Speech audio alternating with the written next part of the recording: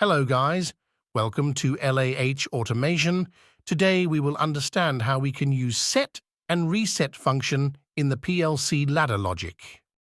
As you all know, that when we change a toggle button state, a permanent signal is changed.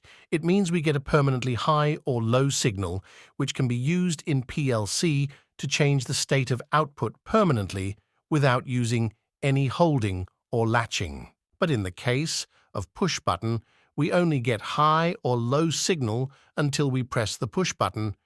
As soon as we release the push button, it returns to its original state.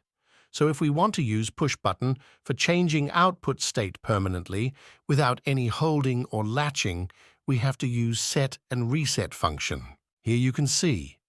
When I press the set push button, it turns on the fan, although it returns to its original state, but fan keeps moving until reset button is pressed. In our next video, we will understand how we write it in our ladder logic.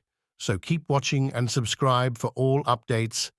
Video link for program is in the description.